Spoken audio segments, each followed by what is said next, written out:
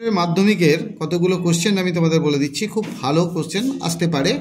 যেমন দেখো, দুটি বৃত্তের সাধারণ স্পর্শকের সংখ্যা যদি পি হয়, তো পি এর কোন অপশানটা হবে?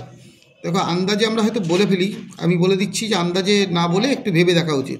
দুটি বৃত্তের মধ্যে কত ধরনের স্পর্শক হতে পারে? দুটো বৃত্ত এরকম যদি অবস্থায় থাকে, তাহলে দেখো একটা স্পর্শক এটা সরল সাধারণ স্পর্শক, দুটো মানে আরেকটা এদিকে, আরেকটা এদিকে, একটা এদিকে, মোট চারটে হলো, এটা হলো। কিন্তু বৃত্ত দুটো যদি টাচ করে থাকে পরস্পরকে, তাহলে সেক্ষেত্রে কটা স্পর্শক? একটা ওপরের দিকে, একটা নিচের দিকে, দুটো, একটা তিনটে, মানে তিনটেও, এখানে চারটে হলো, এটা তিনটে হলো। বৃত্ত দুটো যদি এরকম অন্তঃস্পর্শ করে থাকে, ভেতরের সঙ্গে যদি স্পর্শ করে থাকে, সেক্ষেত্রে কিন্তু একটাই স্পর্শক হলো। আর বৃত্ত দুটো যদি এরকম অবস্থায় থাকে, একটা একটার মধ্যে কেবল স্থাপিত করে দিই, সেক্ষেত্রে কোনো স্পর্শক হলো না, এক্ষেত্রে একটা হলো, এক্ষেত্রে কোনোটা হলো না, মানে জিরোটা হলো। অর্থাৎ অপশান এইটা সি হবে। ভেবেচিন্তে করা উচিত। ঠিক তারপরের কোশ্চেনটা, পাই একটি কী ধরনের সংখ্যা? নিশ্চয়ই তোমরা জানো, আমি বলে ফেলি, এটা খুব সহজ, অমূলদ সংখ্যা। মূলদ অমূলদ সম্পর্কে ডেফিনেশন এখন দিচ্ছি না, কেবল এটা মনে রাখবে যে অমূলদ সংখ্যা। যেহেতু পাই এর ভ্যালুটা হচ্ছে 3.14 ... মানে অসীম অনাবৃত্ত সংখ্যা, সেই জন্য। ঠিক আছে, তারপরে এই অঙ্কটা একটা ভালো অঙ্ক, 3 নম্বরের জন্য আসতে পারে। এগুলো 1 নম্বরের, 3 নম্বরের অঙ্কটা আমি করে দিচ্ছি। দেখো কিভাবে করবে। লেফট হ্যান্ড সাইড থেকে শুরু করব। লেফট হ্যান্ড সাইড যে লেখাটা আছে এখানে, সেটা হচ্ছে এরকম, 1 + cos 30° বাই 1 - cos 30°। কী করে করব? মানগুলো বসিয়ে ফেলো। 1 + cos √3/2, এখানেও দেখো 1 - √3/2। যদি এর লসাগু করা যায়, তলায় 2 হচ্ছে, তাহলে কি আসছে ওপরে? 2 + √3, এর নিচে আসছে 2 - √3, অর্থাৎ 2 কেটে গেল। এবার আমাদের কাজ হচ্ছে এটাকে করণীমুক্ত করা। এই জায়গায় গিয়ে সমস্যায় পড়ে সবাই, তার জন্য এরপরের লাইনটা আমি এখানে করছি। সেটা হচ্ছে 2 + √3, দুদিকে ওপর নিচে গুণ করলাম, তাহলে ওপরে স্কোয়ার হয়ে গেল, আর নিচে যেটা আসবে সেটা হচ্ছে 2 স্কোয়ার √3 তার স্কোয়ার। তাহলে ওপর থেকে কি দেখানো যাচ্ছে? 2 + √3 তার হোল স্কোয়ার, আর নিচে আসছে 4 - 3, √3 স্কোয়ার করলে 3 হয়, আর 2 স্কোয়ার করলে 4। তাহলে ওপরের থেকে কি আসলো? কেবল 2 + √3, আর নিচের থেকে গেল কেবল 1। এর ফলে দেখো রুটের থেকে বেরিয়ে আসবে কেবল 2 + √3। এটা হলো আমাদের left hand side. Right hand সাইডটা দেখো কত সুন্দরভাবে যা দেওয়া আছে সেটা বসিয়ে ফেলবো। sec 60°, যার ভ্যালু তোমরা অলরেডি জানো, আর tan 60°, sec 60° মানে 2, আর এর হচ্ছে √3। তাহলে আমরা এখানে কি লিখতে পারি? অতএব left hand side equal to right hand side. এটা একটা ভালো অঙ্ক আসতে পারে, প্রুভড। এইভাবে লিখতে পারো, এই অঙ্কটা আসতে পারে। ঠিক আছে, এরপর আরেকটা ভালো পরিমিতির অঙ্ক বলছি, খুব সুন্দর একটা অঙ্ক। দেখো, 21 ডেসিমি দীর্ঘ এবং 11 ডেসিমি প্রশস্ত বৈরী অঙ্ক এবং 6 ডেসিমি গভীর একটি চৌবাচ্চা অর্ধেক জলপূর্ণ আছে। এখন সেই চৌবাচ্চায় যদি 21 সেমি দৈর্ঘ্যের ব্যাসের 100টি লোহার গোলক সম্পূর্ণ ডুবিয়ে রাখা হয়, তাহলে জলতল কতটা উঠবে? তাহলে এই অঙ্কটা করবো কী করে? এর জন্য দেখো আমরা এইভাবে বলছি। তাহলে দৈর্ঘ্য, প্রস্থ, উচ্চতা সবই দেওয়া আছে, জলটা কতটা ভর্তি আছে, জায়গাটার আমাদের ঠিক অর্ধেক জলপূর্ণ আছে। আর এখানে গভীরতা বলেছে 6 ডেসিমি গভীরতা, আর বাকি সবই ডেসিমি আছে। 6 ডেসিমি গভীরতার মধ্যে অর্ধেক জলপূর্ণ আছে। এখানে আমাদের কাজ হচ্ছে যে 100টা গোলক ডুবাবো। আমরা ধরে নিচ্ছি যে 100টা যদি গোলক ডুবাই, তো জলতল তো উঠবে। কতটা উঠবে? আমরা এইটুকুটা ধরে নিলাম জলতল উঠবে, যেটুকু সেটা আমরা জানি না, এইটুকুটা আমরা ধরে নিলাম যে মনে করি 8 ডেসিমিটার জলতল উঠবে। তাহলে এখানে আমার অ্যান্সারটা শুরু করলাম এরকমভাবে, মনে করি জলতল, এটা খুব ভালো অঙ্ক, জলতল 8 ডেসিমি উঠবে, ডেসিমি উপরে উঠবে বা উঠবে। যে ডোবাবো তার আয়তন কত? এক একটা ব্যাসের দৈর্ঘ্য কত? 21 সেমি। তাহলে গোলকের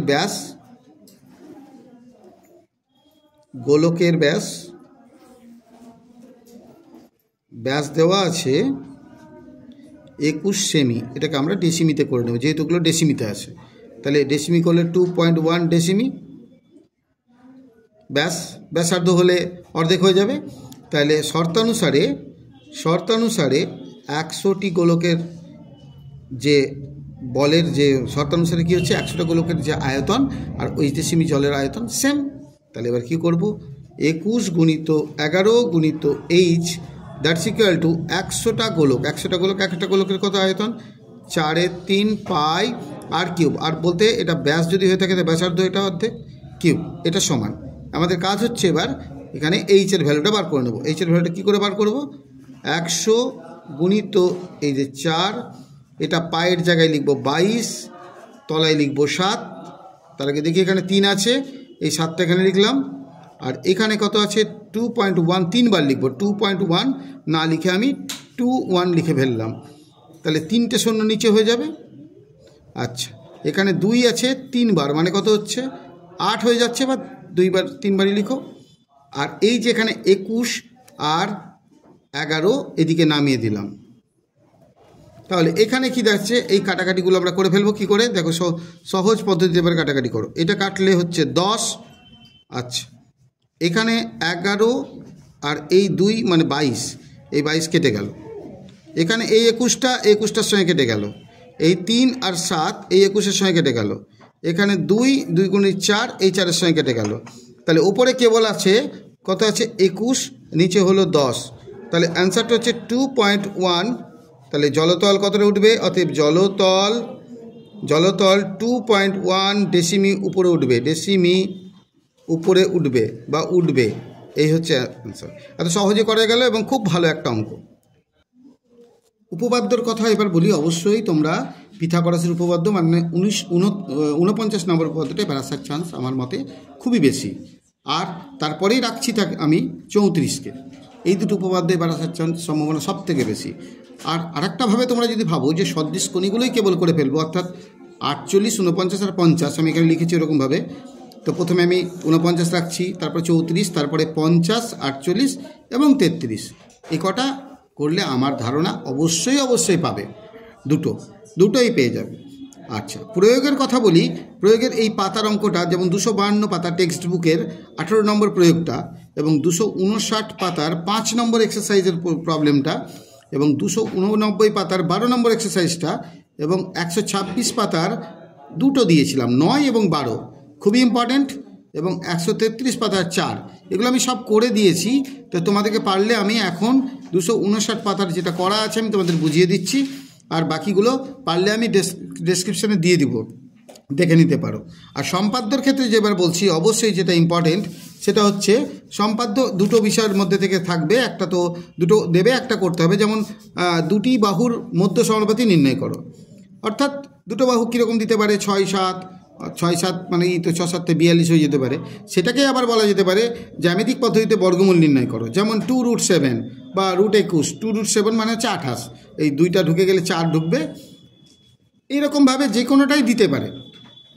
এটারই অ্যাপ্লিকেশান আর একটা হচ্ছে আয়তক্ষেত্র সমান ক্ষেত্রফল বিশিষ্ট বর্গক্ষেত্র অঙ্কন করো, এইটা।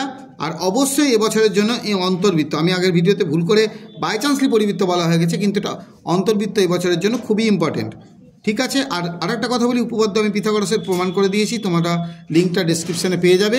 আর এখন আমি এই উপপাদ্যটা, যে এই উপপাদ্যটি যেটা আমি বললাম 259 পাতার 5 নম্বর উপপাদ্যটা, এটা আমি অবশ্যই এক্ষুনি বুঝিয়ে দিচ্ছি। এই সমকোণী ত্রিভুজের এই যে 5 নম্বর প্রয়োগটা খুব ইম্পর্টেন্ট এবছরের জন্য। সমকোণী ত্রিভুজ এবিসি এর এ কোণ সমকোণ অতিভুজ বিসি এর ওপর এডি লম্ব হলে প্রমাণ করি যে এ ত্রিভুজ এবিসি বাই ত্রিভুজ ACD equal to BC square by AC square. এই প্রমাণটা আমি এখানে করেছি, তোমাদের বলে দেখেছি, মানে করেছি অ্যাকচুয়ালি। এই উপপাদ্যটা আমি সময় বাঁচানোর জন্য দেখো লিখে রেখেছি। এবিসি সমকোণী ত্রিভুজ, এই কোণটা সমকোণ। আমাকে বলেছে এই সমকোণী ত্রিভুজের সমকৌণিক বিন্দু থেকে যদি আমি অতিভুজের উপর লম্ব অঙ্কন করি, তাহলে যে দুটো ত্রিভুজ উৎপন্ন হবে, লম্ব ফেলতে বলেছে, ওই বইয়ে দেওয়া আছে।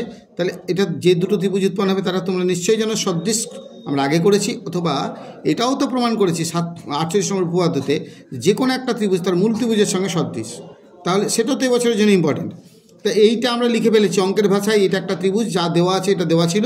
এবার আমি দেখো কি লিখেছি, এ বিএসি ত্রিভুজ মানে পুরো ত্রিভুজটা, তার এই কোণটা মানে সমকৌণিক বিন্দু, এটা 90 ডিগ্রি। এই কোণ থেকে বিসি এর অতিভুজ হচ্ছে বিসি, সমকোণের বিপরীত বাহুটা হচ্ছে অতিভুজ, এখান থেকে লম্ব ফেললাম। তাহলে এটা বললাম এডি পারপেন্ডিকুলার চিহ্ন বিসি মানে উল্টানো টি, তাহলে এটা সদৃশ হয়ে যাবে কোনটা? এ বিসি মানে বড় ত্রিভুজটা, তার সঙ্গে এসিডি মানে ছোট ত্রিভুজটা, এটা সদৃশ। তাহলে সেটা যদি হয় তাহলে কি লিখব? সদৃশ হলে কি নিয়ম? দেখো, এবিসি ত্রিভুজের বিসি বাহুটা হচ্ছে অতিভুজ, তাহলে এসিডি ত্রিভুজের অতিভুজ কোনটা? এসি, তাহলে লিখেছি দেখো বিসি বাই এসি। আচ্ছা, আবার এবিসি ত্রিভুজের এই বাহুটা নিয়েছি, অর্থাৎ এই সমকোণের একটা বাহু, এই বাহুটা, অর্থাৎ এই কোণটার বিপরীত বাহু, এই কোণটার বিপরীত বাহু। আর খেয়াল রাখতে হবে এই কোণটার সঙ্গে ওই ছোট ত্রিভুজটার তো এই কোণটা সেম কোণ, তাহলে এর বিপরীত বাহু কোণটা এডি, তাই লিখেছি।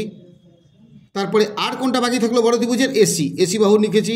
তাহলে এসি বাহু যদি হয়ে থাকে তাহলে এই কোণটার বিপরীত বাহু বড় ত্রিভুজের, তাহলে এই ছোট ত্রিভুজটা, এই ত্রিভুজটার এই কোণটার সঙ্গে কিন্তু এই কোণটা সমান, আমরা আগে প্রমাণ করেছি।